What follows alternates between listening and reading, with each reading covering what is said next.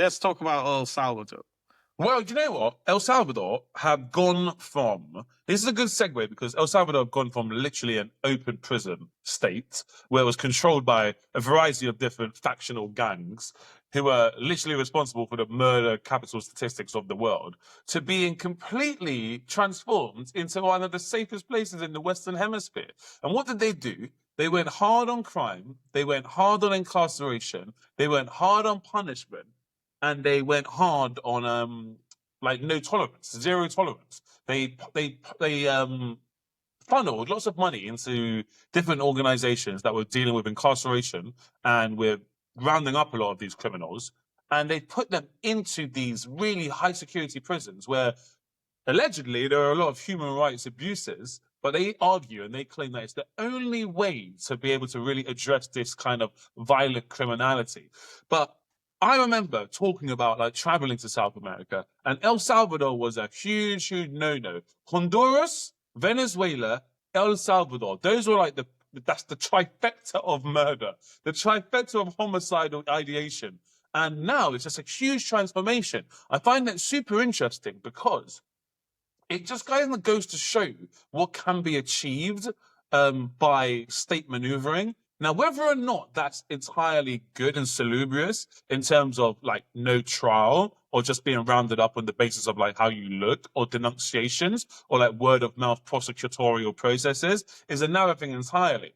But it goes to show how when there's a concerted effort to combat something, you can literally statistically change an entire nation and ecosystem. I just find it super interesting. And the man behind it, obviously, is the young Bukele, I think you pronounce his name. And he is... What? Carry on. How do you say his name? I don't know. Bukele, I think Bukele. Bukele. And he's had a recent interview in the White House with Trump.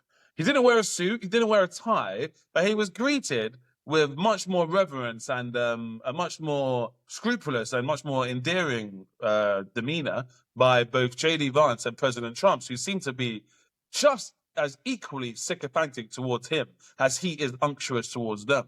It was something to behold. I think strong men appreciate strong men. But this is what the danger of this kind of outwardly liberal image, which isn't really the truth, because Bukele has been able to endear a vast majority or a vast like section of society who are libertarian, who are like anti-centralization, and they've expressed this through like their hoarding of Bitcoin, right? And that's kind of brought along a lot of people along this wave of like quasi-liberalism, anti-fiatism, anti-state, anti-centralization. But on one hand, he's doing those kind of progressive things. And on the other hand, he is literally like almost dictator for life. And he's taken away so much of the human rights in a country, admittedly, in the pursuance of human rights of a country. I find it super interesting.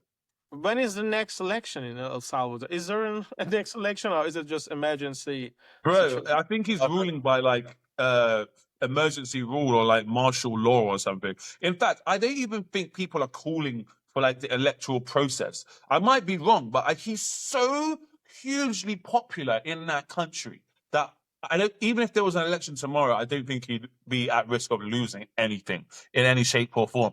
But it's very refreshing to see someone who's not part of the gerontocracy, right? I mean, we had Emmanuel Macron, we have Justin Trudeau. They're not like geriatric presidents or prime ministers. And I mean, but they didn't really do as much in terms of like dynamism or invigorating a nation or pushing a nation like with such dramatic changes as he has been able to. But I mean, for all they've gained in terms of like safety in that country, you have to question how much has actually gone away in terms of like freedom of speech, the freedom of the courts, the independence of the judiciary, the independence of state institutions. How much has been sacrificed for that? And what's actually going on behind the scenes in those prisons? Yeah, but here's the thing. As he was saying, like before Bukele, El Salvador was no place to go. It was the murder capital of the world. And then what's the point of having a separation of the judiciary and the, what's the other, elective? What did you say? Elective? Yeah, elective and judiciary or the parliament, if there is no law in land just taking Yeah. place. It's just a gang. It's being running by gangs. So there's like it's and the thing is, I think the people were fed up with it, completely fed up. They had you say freedom of speech. They had no freedom to go out. That like there was so many murders. The only way for people to make a living was to either leave or join a gang. So they were very open to a strong man coming in and any tactic they use, just as long as they get rid of the issue and make the place livable again. So to compare it with France, I think it's wrong because like they're not facing the same emergency issue. They say like life and death existentialist issue of France, because Albert Camus. Anyway, but so I guess the situation completely different, and he won the re-election in 2024. I just checked. So he came to power, I think, in 2020, won the re-election. I think it was like a landslide as well. Oh, not even landslide, 84% of the votes. Wow. Wow. So, like, the man's popular. But what I want to know though, like, how did he achieve it? I see all of the numbers. I see the pre and the post numbers, the exit numbers. They're fantastic, and I'm sure they are accurate. I mean, you don't see any you don't really know how this data is compiled. But how did he achieve it? And is that a model that can be and should be replicated in other countries? Should the large scale carceral and penal system be instituted with such ferocity elsewhere in the world? And for much lesser crimes. Should there be a zero tolerance like they are exhibiting in El Salvador? Yeah, I think a strong policing always works. That knowing that if you commit a crime, you'll be arrested. It works. Right. Like, one of the problems we have in London is it's pretty much if you can get away with petty crime, nothing happens. Like because the police thinks like we haven't got enough resources, and also the insurance company is going to pay for it, or you'll be okay. If you have your mobile phone stolen, your life, you'll be okay. Get a new phone. It's not that expensive for I don't know, for a person who has a job or young person. Like it's not a big deal. But then if it just gets worse and worse, if stealing mobile phones is tolerated, then people move on to stealing cars. If that's tolerated, and people move on, and it's just become more lawless. But if they know, even for a little crime, you'll be like it. I think it is as important to investigate, in my opinion. Like someone's wallet being stolen, phone being stolen as is falling on I don't know, a big drug deal. Right? I think because the mentality of knowing that the police force is just coming after you will. It's a deterrent. It's a Yeah. deterrent. And at Yeah. the moment in London, I remember when my bike got stolen, and I remember when my phone got stolen. I mean, both of them were my own fault because I left them unsecured, but nonetheless, a crime was committed. And I remember there's an automated email from like the local detective saying, yeah, we sorry about this, but we won't be investigating this crime due to like high numbers and high volume. And I've recently in the UK, and it's actually a problem across like many G7 nations, the UK in particular, there was only like 11 prison places left in the entire country. Like there were no other spaces in prison. So all of these like hardened criminals were like getting off with so many like suspended sentences and probation because we literally didn't have the space whatsoever, to the point where the Labour government were trying to resurrect a deal with like Estonia or Rwanda for us to send our prisoners there for their spare capacity. Like, it's crazy. So in that situation as a criminal, what are you thinking? You're thinking, like, why not, right? Risk reward. Oh, Risk reward. I'm going to get... Imagine like, reading in newspaper, there's only 11 places left. Like, I'll take right? my chances. Right? And then you delve deeper into the statistics and you realize that of the cases that actually go to court, like only a single digit of them actually end in a custodial sentence. So you might as well try your luck, right? You're going through this world of criminality with the tacit knowledge that the odds are stacked in your favor of like getting away with not going to prison. But if we move it back to El Salvador, like just before he came into power, I've got some statistics here. And in 2019, the GDP per capita was $4,200 and the unemployment rate was 6.2%. And the poverty rate as a percentage of the population was 32%. Now, if we fast forward to 2024 in El Salvador, the GDP per capita is now $5,800 per person, still low by global standards, but nonetheless, it's like a 20% increase, right, over a 4-year period, which in G7 economies, you could only dream of that kind of increase. And the employment rate has gone from 6.2% to 2.5%. And the poverty rate has gone from 31% to 22%. So, I mean, they're like good metrics on each of these, good improvements on each of these metric scales. I mean, those 4% are unemployed, 2% are in prison, 2% are yeah, working. exactly. Exactly. It's like, the statistics don't tell you that like all of the percentage increase in employment were new prison guards, and all of the jobs lost were like MS-13 gangbangers who moonlighted as truck drivers after hours. But no, I think I'd like to know a bit more about like what his policies are. But all I know is that I don't know. Like, I think this explains his policy, right? Like the issue with his policy, and depend on how you reply to that. Imagine this scenario. This was actually a question that, like, one of the questions that they asked in Oxford application interview. It's like for philosophy, if you want to go for PPE. So imagine this scenario. You're a judge, and you have 3 people. You are certain one of them is a killer, but 2 are innocent. You have 2 options: either kill all 3, or just let everyone go. What would you do, and what is your reasoning behind it? it's a good thought experiment, but I think even the smallest modicum, the tiniest scintilla, no matter how infinitesimally small there is of a possibility of you incarcerating or indeed killing an innocent person, outweighs the chance of you releasing a guilty one.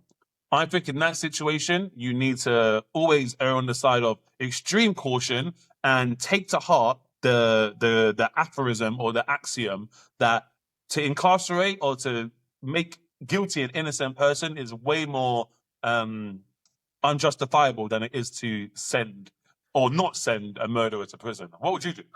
Okay, let's change the odds. There are 2 killers and 1 innocent person. Right. So that, and your only options are either to just end all 3 or release all 3.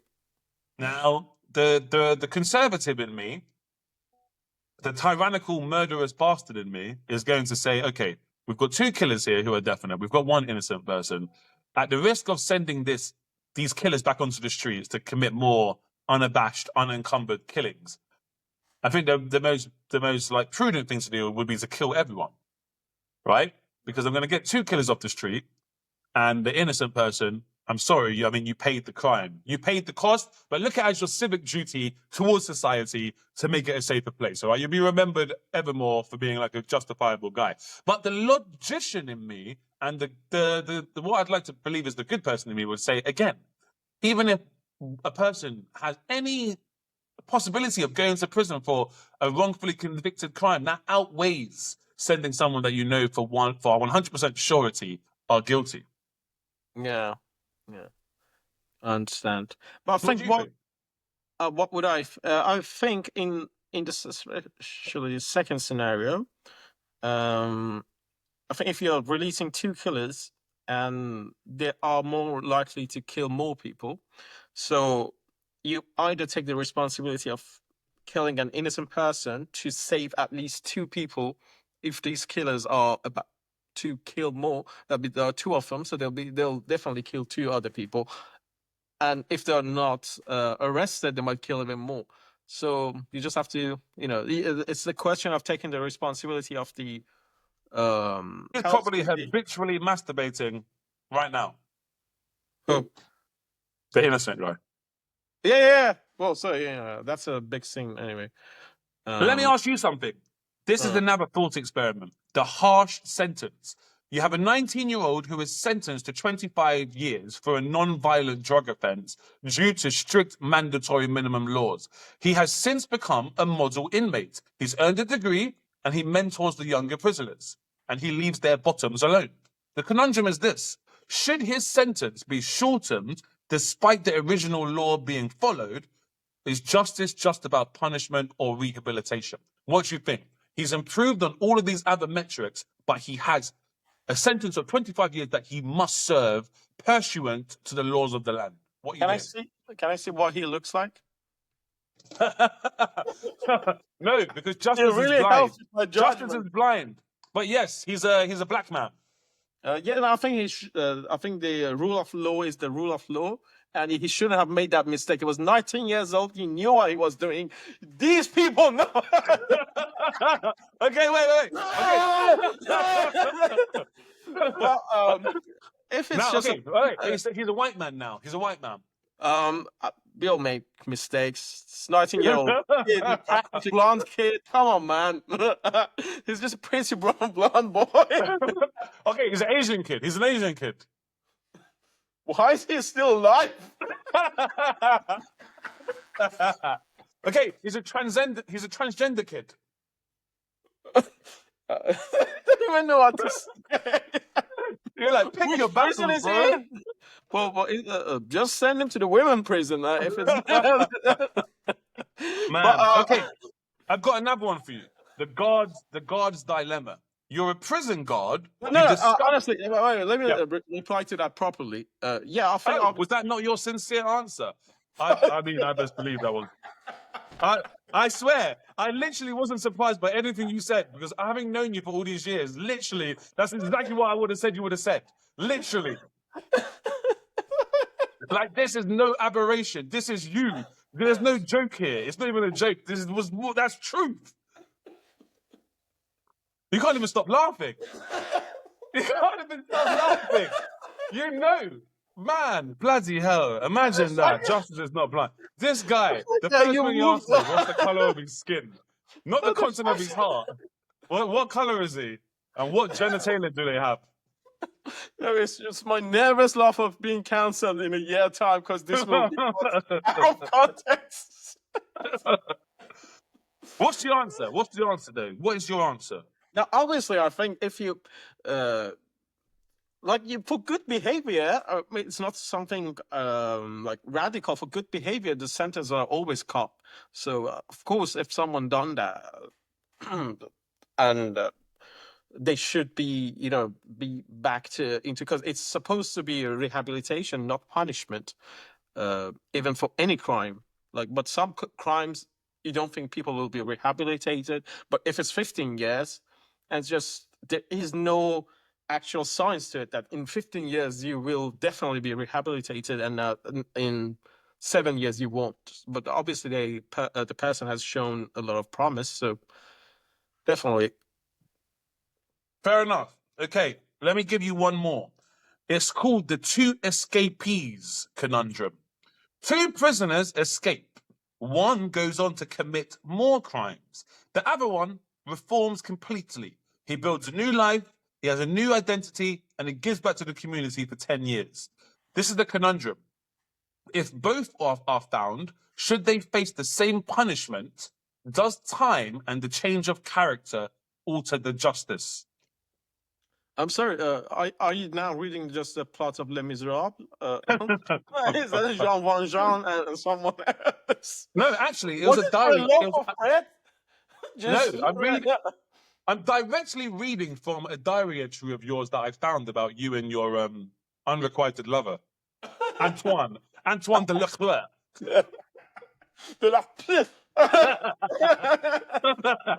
That's just a normal French last name. Okay,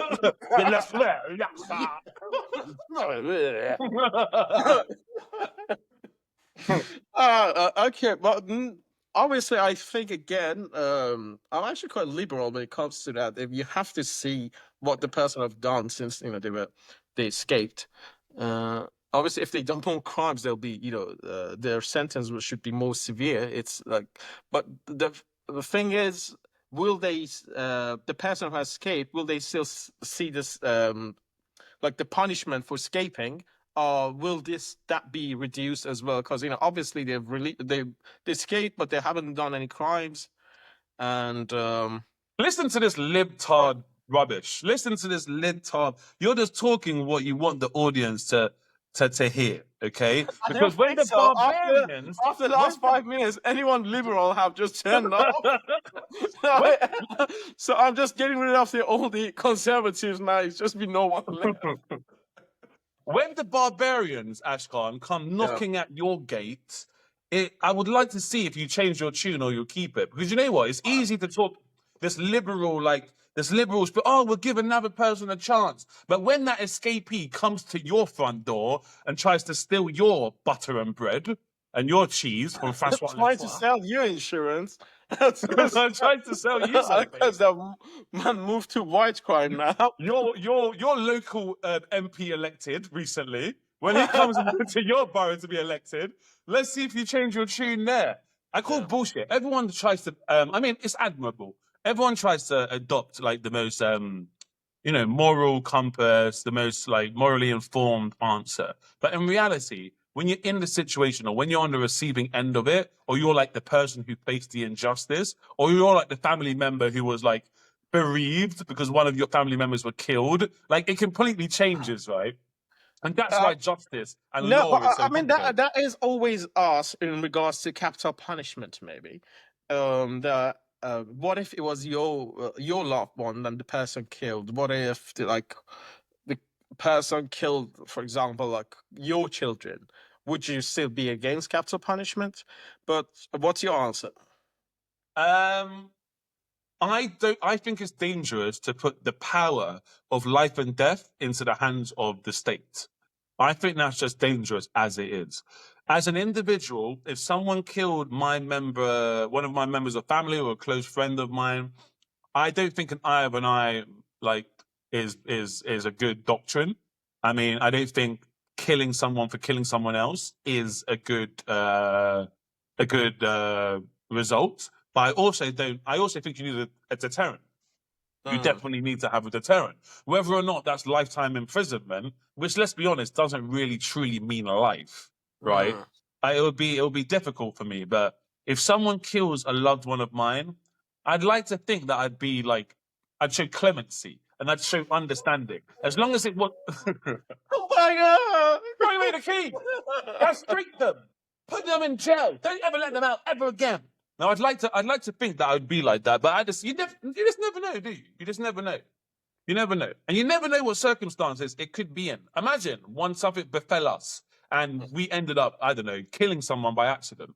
I'm sure you'd want the full leniency and clemency of states to be applied to you. Yeah, of course, yes. Or imagine if you're in a situation that you're wrongly accused of killing someone and you get the capital punishment. Right? Yeah. Did you see that guy recently in Japan?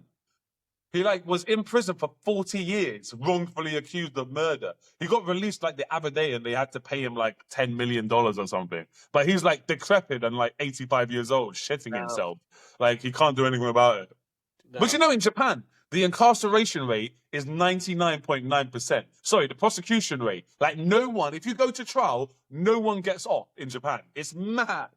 Research if you don't believe me. It's a crazy statistic. For real. We have to check this. Don't just give. I'm serious. In Japan, if you go to prison, there's such a burden of. If you go to court, there's already a presumed burden of so much evidence that the prosecution rate is sky high. Okay, it might not be 99.9%. I mean, that might be bullshit, but it's definitely very high.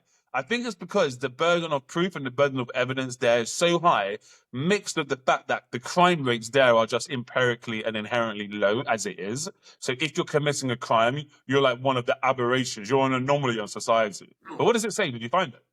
Yeah, it's 99%. You're Shut up. Is it actually? Conviction rate is pretty much it. This is in 2001, though. I think. Right, 99%. But the fact that at any point that was the case, if you went to court, you might as well just. Right. My question is: are there even defense lawyers? Are there even defense lawyers in the court? What are they doing? They lose every. Why is anyone becoming a defense lawyer in Japan? Why They lose anyone would every go to case, court? right? What are you doing? I've seen some. There's no jury. It's not a jury system in Japan. It's like free geriatric judges, Very vindictive judges. right? It's like free, like Vindictive fucking judges. samurai judges, and they're Um, like behind the veil, just incarcerating people. It's mad. But to go back to what we were talking about regarding El Salvador, my whole point was, I think what Bukele is doing is like those three people that two of them might be killers. But what he does, obviously he doesn't kill them, but I think it'd be like out of those three people, he just kills two of them, hoping that he got both and he hasn't killed the innocent person. You know what I mean? But or maybe he just imprisoned all three. Maybe that's a better example. So it is likely that a lot of people who were innocent that also got caught up in his reforming of the country. But I think it's a price that the country as a whole is willing to pay to have some peace and quiet, at least for the next 10 years. Well, I guess so, but it comes at a cost. I'm reading some things here. He's removed and replaced like hundreds of judges with loyalists of his own party. He's deployed armed forces into the Legislative Assembly in 2020 to pressure the lawmakers to pass the laws. The supermajority in the Assembly has been used to fast-track executive agendas. Critics, journalists, and opposition figures have faced harassment and surveillance. Mass arrests, 95,000 arrests under state emergency laws and for anti-gang operations. And media violations, human rights concerns, suppression of free speech, separations of powers weakened, authoritarian and coercive policies, no judicial independence. So, I mean, it comes at a cost. But desperate times call for desperate measures, Ashkan. So is he just in US to give some tips for the next moves? Well, I say, just so you get it done. But apparently, they're like doing the dictator starter upper kit. Like, you're for $9.99, there you go. But apparently, America are paying El Salvador to house criminals. Yeah. America sends their criminals there to house them. How is that even constitutionally allowed? Like the criminals, like US citizens. Well, I'm not sure if it's US citizens or if it's illegal El Salvadorians. No, but aren't you talking about like anyone like gang affiliated US is like all the legal immigrants or legal immigrants? I think it's any gang. Okay, so that's a whole. About the person that was sent wrongly, right? So yeah, basically that was like part of it. I think they have sent like around 300 people there. Yeah. And the family of the person only found out about this when they saw it on television, or someone else saw it on television. Yeah. Yo, that's not funny. No, sorry. Yeah. But you know what's mad? Well, that is pretty much Trump's administration. Yeah. But Trump's washed his hands of it. And Bukele has washed his hands of it. So this man is literally in like purgatory limbo. He's literally in carceral limbo. Like no one wants him back. Like it's mad. What Bukele said? He said, "You can't expect me to bring back a terrorist to the US. Right? It's smuggle a terrorist to the US." Right? What's wrong to do? Smuggle a terrorist? Lol. No way, I'm not doing that. It's actually mad. But bro, El Salvador has increased their maximum security facilities. If you look at some of these pictures, Ashkan, it's mad, bro. It's actually crazy. Did you ever see Squid Game? Yeah, no, I've seen the El Salvador prisons, like how they are all behind. Like it is sort of similar to Russian prisons as well. Very tough prison, yeah. But I think that he's just breaking the spirit of all the gang members. But he, as he said, it's a double-edged sword. And now he has all the power. Who knows what he might do with it? Like, the country is at his mercy of always being a benevolent dictator rather than. That's the thing. The thing is, he has doubled GDP, and he's increased living standards by like 20 to 30%. He's squashed inflation, and more people are in employment than ever before. But maybe that's just a mechanical ratio adjustment, because if there's less population because they're all in bloody prison, the unemployment rate looks mechanically better as it is, right? Because the ratios changed. But watch this space, because let's see what happens with him. It'll be interesting to see if the price of Bitcoin actually determines the fate of MS-13 gangs. If you had told me before that there'd be a one-to-one correlation between the fate of Bitcoin's price trajectory and the incarceration rates of MS-13 gang members, I would have told you to get out of here. But it's literally that. It's correlated. In fact, I might start using El Salvadorian prison metrics to start determining and making investment decisions, because it's so correlated. I think he's missing a trick there, Bukele. He should have started his own prison token, El Salvador token. It would have been through the roof. It's true. It's true. It would have been through the roof by now. What would you have called that token? I don't know, but the mining is done by the prisoners. And it's literal mining. It's like they're like cycling on bikes. They're like powered. By the tokens, you can look at a mine for you. Anyway, but I think you have to go, right? Yeah, but before I leave, Ashkan, why did the picture go to jail? What? Why did the picture go to jail? The picture go to jail. Why? Because it was framed? Yes. Yes. Why don't prisons ever get overcrowded?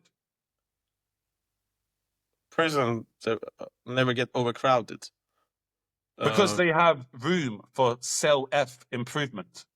Why did the inmate refuse to eat prison food?